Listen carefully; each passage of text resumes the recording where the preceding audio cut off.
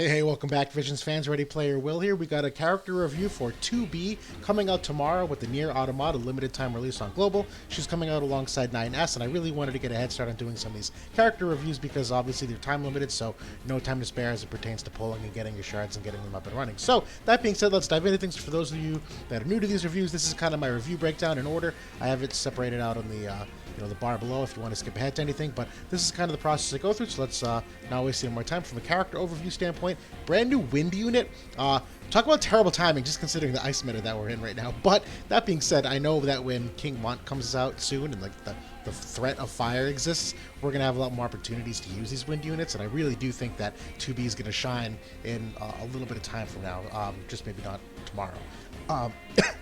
Excuse me.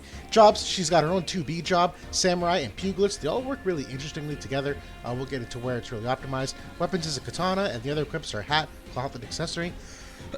Oh my goodness. Move of 3 and jump of 2, so awesome movement abilities overall there. Those are real. The jump of 2 in particular is really helpful for traversing a lot of the different terrain that we encounter. In terms of resist, pretty standard overall. Minus 10 to ice, 20% strength to earth. The weapon resists really only weak to pierce and magic, and that magic one's on the smaller side. You can easily hedge against it, and you're probably going to want to, just because she's a hyper evade unit. We'll get to that soon. But the pierce resist is really the one that's like going to smack around a lot, which actually has an interesting interaction where she does have some pierce attacks of her own. So if you're going 2B versus 2B, you actually might get some interesting matchups there with how they do pierce attack damage to each other. But the rest of the resists, awesome starting points. 10% for all of them mean that you can really easily build up resistance for any of those 3 with some external help and equips. From a status element perspective, 50% to Paralyze, 50% to Charm. Little niche on some of those, but Paralyze is kind of seeing a resurgence with some of the characters, and 10% to instant death, but you don't really see that in the majority of the game. So she's kind of wide open for some status ailment potential, inflicting her with them, but a lot of characters do. General thoughts, absolutely off the charts evade unit. She's setting the new bar, and for as far as I can tell, sets the bar for quite some time, if not till present day in Japan. So if you like evade and you really want to build into it, lean into it, if you have the capabilities to already do so, literally the best unit you can do it for. Tons of utility. So she's got healing power down attack, decrease slash and strike attack and same ability, which slash is really prevalent attack type, so this is really useful. She has an increased slash and strike resistance, so again, increased slash resistance, really powerful given the commonality of it or popularity of it. And she can nullify, immobilize, disable berserk, so a lot of things there in her kit to kind of like influence the team fight. Lots of status ailment, a variety in terms of inflicting them, where she's got access to I think confusion, 2 sources of slow and blind, variety of attack types where she's mostly slash, but she does have a powerful pierce attack and strike on a sub job if she so wants it. Interesting potential interactions. The reason why I say that, she's got a self-healing potency increase, which is combined with one of her passives is really interesting. She's got a physical barrier, 5 turns of absorbing damage dealt. So the idea of like having an evade unit with a barrier, with some of the resist that she has on the tankier side, with some, what's the word? Whatever. I'll move on. But she fits in well with the Windcast, and I say that because the Windcast, by and large, it's kind of like boom or bust units. There's not a lot of like durability in that cast, so a lot of them are evade oriented, kind of like high offense or high octane offense. So she kind of fits in with the, persona of that. In terms of the stats overview, so this is where things really go off the charts. And in terms of evade, for those of you that don't really understand what these numbers mean, obviously they're here just comparatively to give an idea, but if you do want the actual mathematical calculations down below, I have 2 videos of both highly recommended. One, accuracy and evasion explained. The second one, the damage calculator explained. So definitely recommend getting into the math of both of those just to better understand the game. But that being said, looking at her evasion, scales off both her luck and agility. From an agility standpoint, she's amongst some of the top in the game. There are people faster than her, but 66 is fucking fast. Definitely 5 points above the average. The evasion is absolutely off the charts. So she does get an evasion on her Trustmaster, but overall, like, it's double digits higher than any other UR in the game, and rightfully so. The luck stat is just positively bonkers how high it is, which also is going to make her super fucking accurate. I can't believe I made the 9S review before I added 2B, and I said he was the most accurate character in the game. 2B, by far the most accurate character in the game. So not only in total innate accuracy, just at this 170% because of her luck stat, but the passive. She does have a passive that also boosts it by 20%. So just absolutely insane for her ability to hit other less evasive units or equal evasive units, depending on how you gear her. She's got 4 defense. Take with that what you will. And then some HP for context. Just because evasion is only good if you're living. Like, if you take a hit and you die, like, fucking doesn't matter. But her base HP, like, if you don't give her any passives or equips, 3,181. And Ned Ruin Stern, his base, 2,686. So right out of the gate, she's got an extra 500 HP on him. And he's kind of like the other, like, comparable evade unit, if you will. So if you consider that she's miles more evasive than he is, with 500 more HP and a whole bunch of other, toys that he doesn't have to make her survive, it's really an interesting combination. So let's get into all of that. The class of job overview, passive abilities. So one of the X upgrades here is this Kai passive ability. Super interesting. First time we've ever seen this, where she absorbs 30% of the damage done for 5 turns. So that's why I want to say, like, which is kind of like not a tankier evade unit, but she doesn't get one shot so easily. So if you do happen to hit her and she attacks you next and she hits for a lot of damage, she's going to heal a lot of that back, which is a really interesting interaction. Soul of the Sword is really great. That also increases her evasion, increases her attack. Obviously, the decrease to defense is It essentially wipes out her base defense of 4, so it basically puts her at 1, so not a huge trade-off there. But the evasion rate increase and the attack potency really important. The attack power upgrade here, defense penetration is obviously niche if you're going against someone with high defense, which we haven't seen in a while, but it's an awesome thing to have in a kit for when it does come back. And then this is the Pugilist ability, where it increases her accuracy by 20 and upgrades the counter ability for strike. This one's a smidge more niche, just because strike counter is not often used as much as I would like it to be, but and she doesn't really need the accuracy of 20. It's nice, but not really necessary given how accurate Shorty is. And then Fighting Spirit, this is just a straight old well-rounded ability of HP increase and attack increase, which she might like, boosting up that HP to make her definitely survive some of those hits. Really important part of the damage threshold equation, if you will. From a counter ability standpoint, just avoid, like, this is basically reflex. To me, like, that's the guaranteed. You have to go with this one. The mindful one's not bad, but her evasion rate is so off the charts. Unless you genuinely were still getting hit by stuff, I don't see where this is useful. And it could be, but I like just avoid better, personally. And then this is the Pugilist counter ability, and it's too short range for me. I thought it was a lot better than it would be on paper and at first glance, but just in practice doesn't become as useful as I thought. So let's get into the main job. On the main job, she really only has one ability that gets upgraded by the X. The other X upgrade is that passive. But Shockwave here, this is a really awesome one because it's so cheap, where you can decrease healing power by 50 for a target for 3 turns, where you essentially decrease the modifier on the healing that they receive, which is super impactful against the Unimeta at the moment, and it's got a great amount of range. This resist field is super awesome. This is part of the utility I was talking about, where you increase slash and strike resistance to your allies and nullify some of these status effects. Swirl Raid's a really interesting one, where it's got a decent potency, but the chance to inflict confusion on an AoE, really interesting given it's got some range. Armor deployment is an absolute must. This is a huge part of her survivability, just going against some of those physical units. Obviously, if you're going against like Yuna and her Holy, that's where you really need to gear against like magic resist and buffing up the SPR. But there are ways to do that. We'll get that soon with the vision cards and Espers.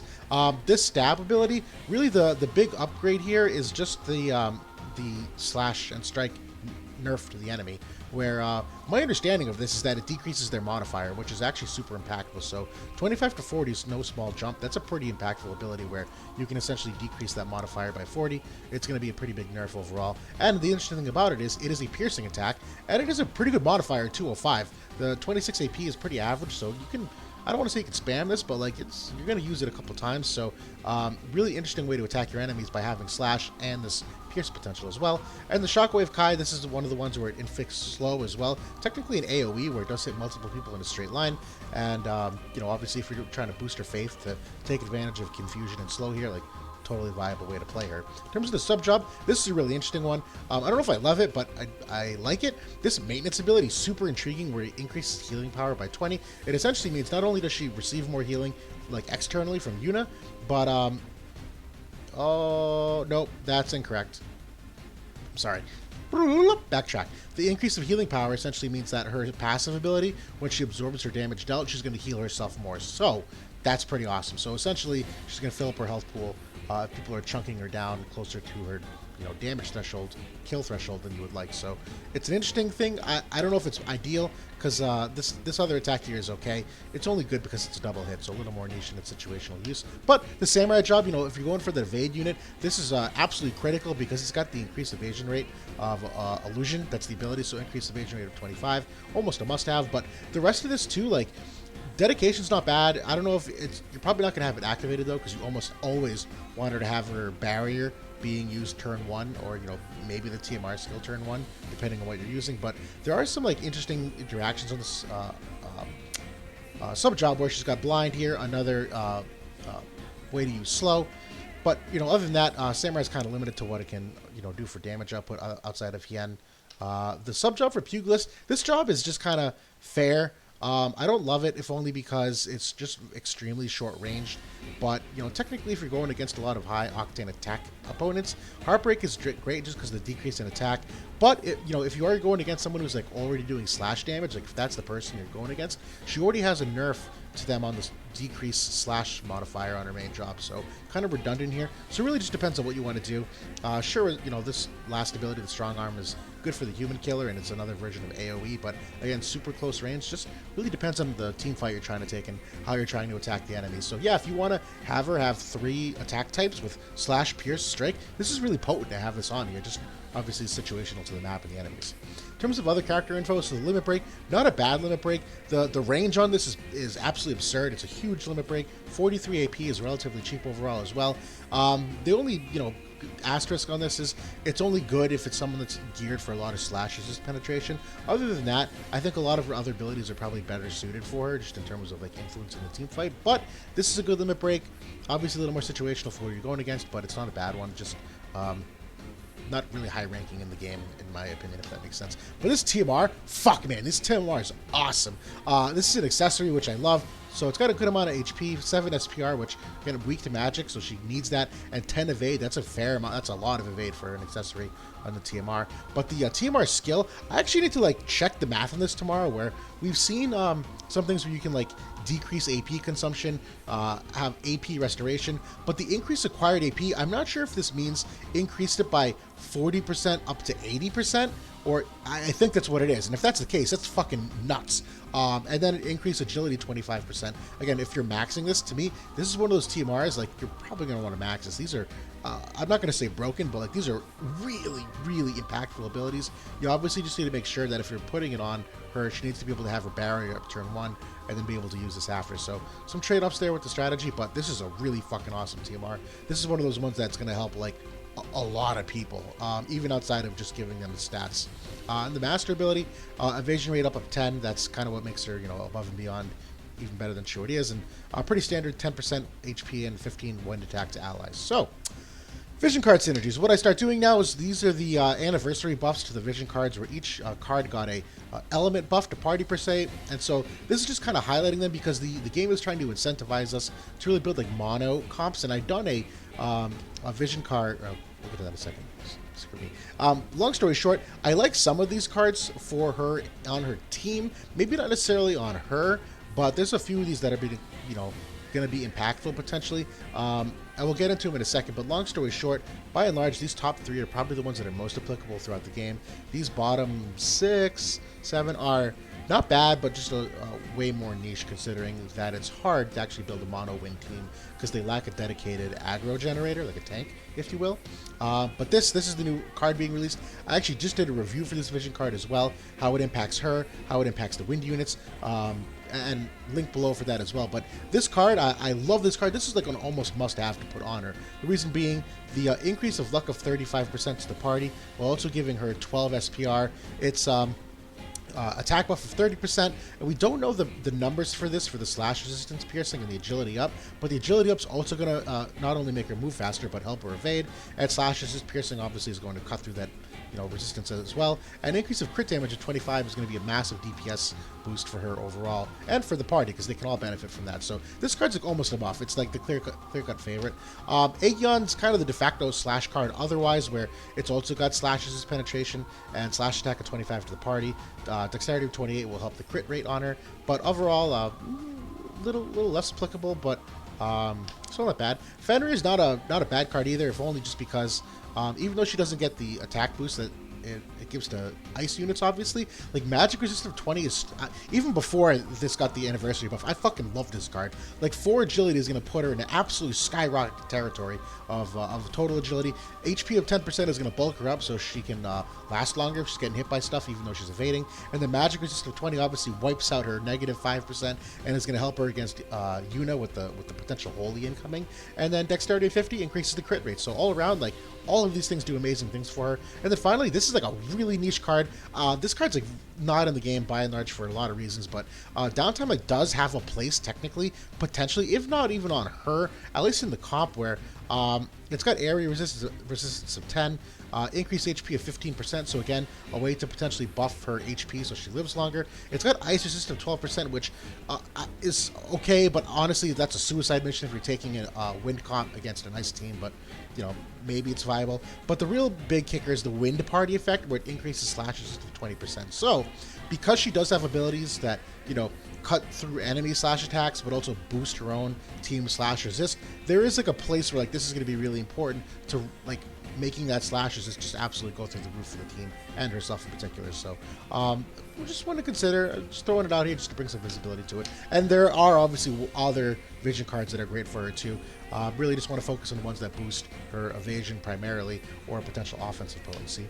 The Esper Synergies, not a ton of preferences here. Tetrasylphid is a good one if you're like trying to greed for like just how high you can get that evasion up to, because she's got the evasion of 15. But outside of that on the board, this one's kind of meh for her just because it further decreases the ice resistance. The agility is good at 16, but outside of that, she doesn't have any missile attack. The AP 7% is whatever. So this is genuinely if you're just going for max evade, so not necessarily recommended. Fenrir is one of those, and Aegon here, I actually like a lot. Both of them have magic resist to 15, because again, Yuna is fucking everywhere, so being able to turn her magic resist positive, these two are really good for that, and both of these have slash attack up with average amounts of agility here, and overall just kind of like well-rounded Espers, if you will. And even if you wanted to hedge against the Pierce resist, which is negative 15, you could technically do that with Aegon too, so kind of pick and choose how you want to use that Esper. One of the reasons why I love it. Omega's not a bad choice either, just because because not every Esper has gotten their 3-star awakening at the current state of the game.